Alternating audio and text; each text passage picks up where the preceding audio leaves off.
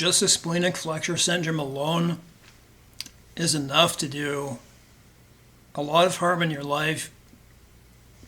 And as you can see in the title,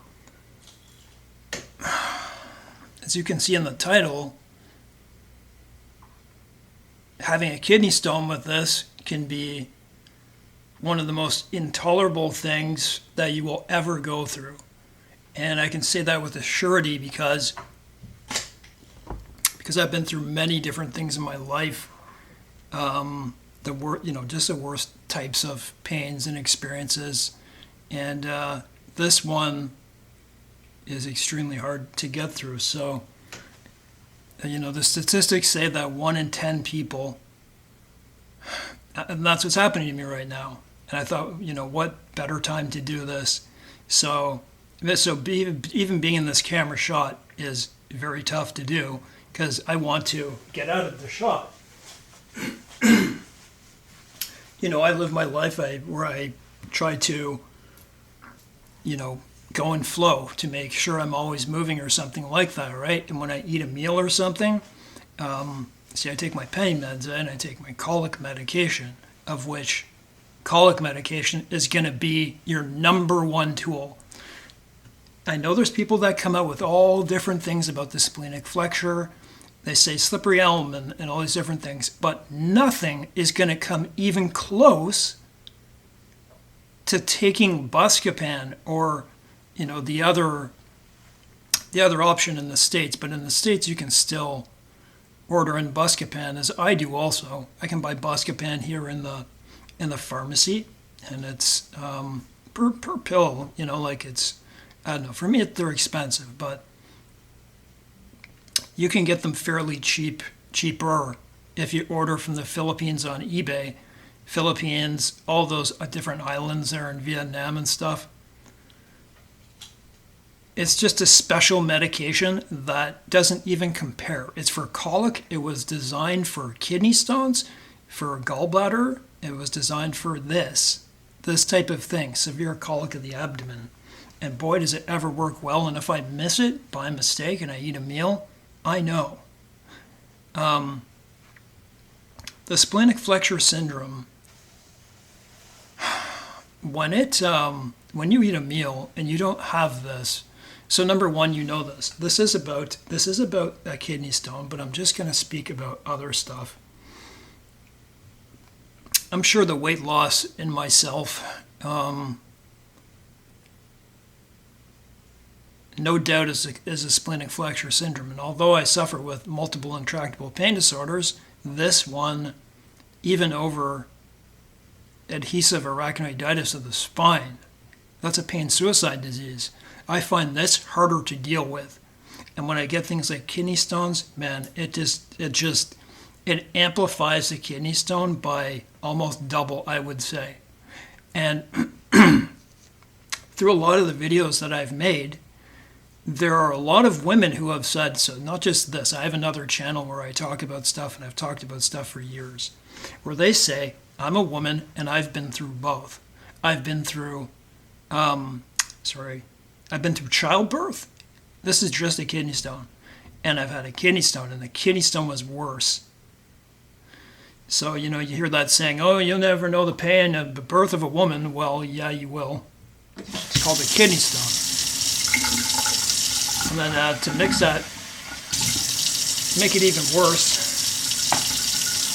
I don't want to really talk about this, but I also have gallbladder hyperkinesia, which was induced by Moderna in 2021 in June. I got very sick.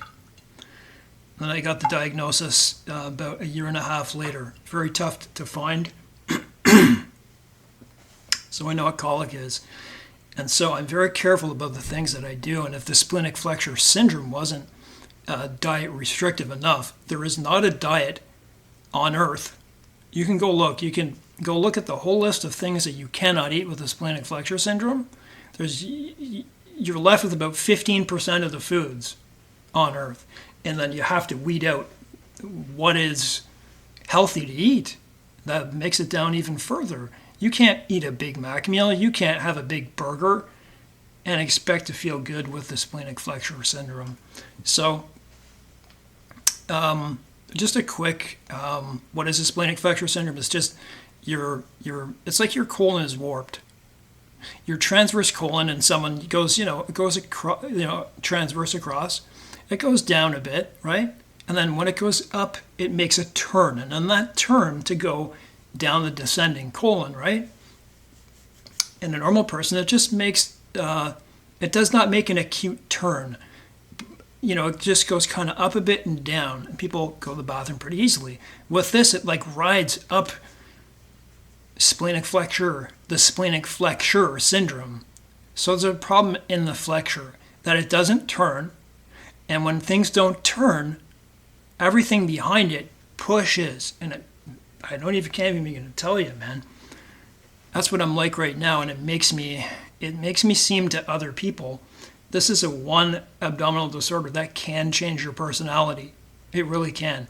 It can change you into someone who may say, oh, does this person have PTSD or ADHD? Because he's like, kind of intense and all that stuff. You have no idea. This makes you feel extremely intense because it rides up into your ribs so hard.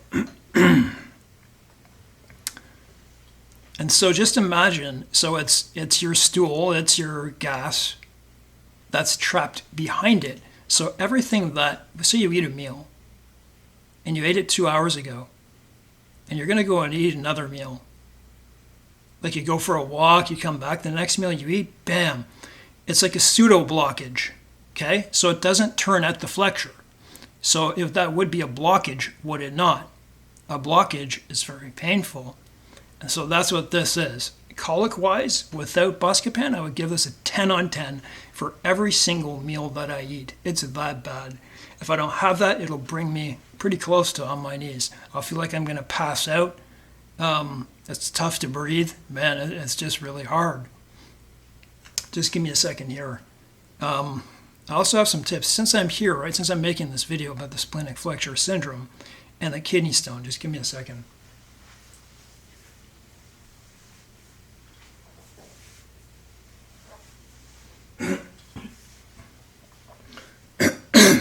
I make Christian videos on another channel that I have.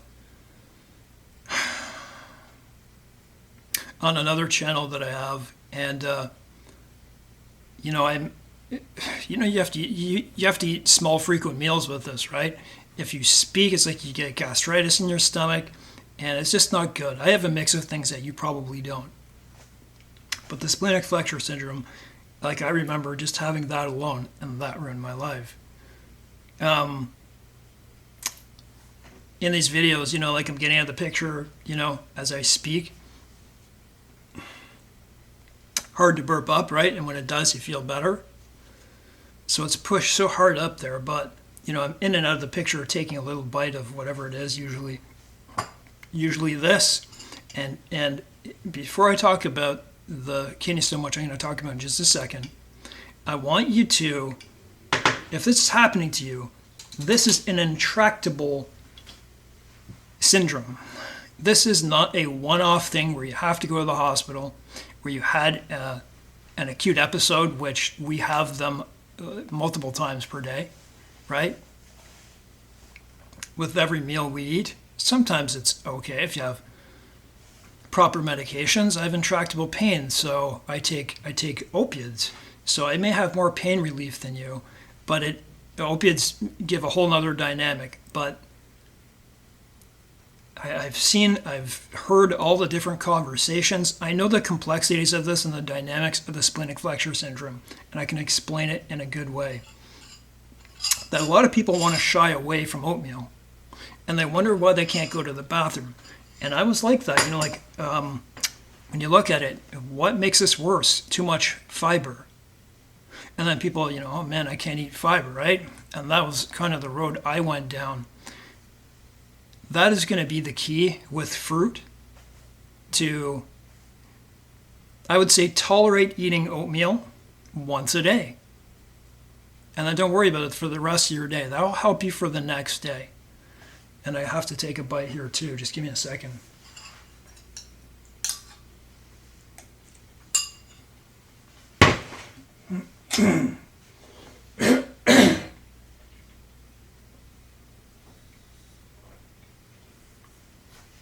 1 in 10, it says 1 in 10 people get a kidney stone. And I get chronic kidney stones ever since I got the Moderna injection, and I got gallbladder hyperkinesia. I can't touch my gallbladder. It's that bad, man. It's like having a gallstone, and the only thing that controls it, well, is the opiates, but it's the colic medication. It's really special. And I only take one 10 milligram pill at a time. I won't take more. I take it 5 times a day, so periodically throughout the day, and I believe people don't understand just how good this is for the splenic flexure syndrome, because the mistake I made was taking it once and being like, okay, yeah, this helps, but not recognizing that if I wanted my life to get better from the splenic flexure syndrome, space it out. They're not addictive. They're not any of that. Take one and then one for every meal. And then you'll notice your life probably will get better. And it's unfortunate. There's only so many foods I can eat. And with kidney stones, you're going to... if I'm limited down to, say, 20% of foods, 15 to 20% of foods, because of the splenic flexure syndrome, because if I eat those foods, it'll give me awesome colic attacks that I don't want to take. Then I don't have many to choose from. And some of the things, I try to eat the most healthy things I can, fruits and anyways, protein and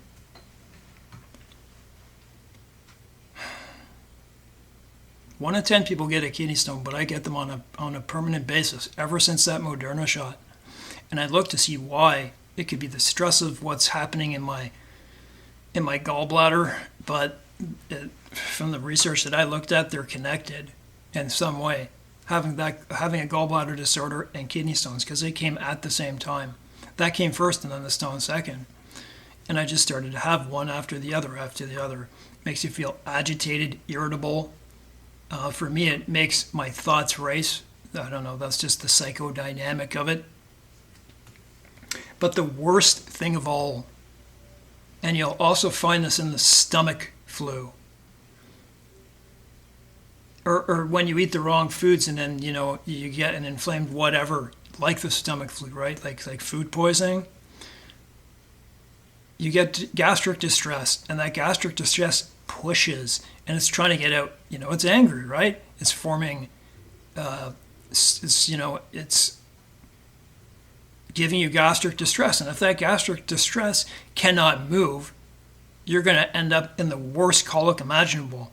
So with a kidney stone, that splenic flexure, it feels like it's like a crowbar, like a metal bar stuck in between my transverse colon, and it's stuck in my ribs so high, and there's nothing I can do about it. I was operated on in my splenic flexure in 2007, and I have adhesions.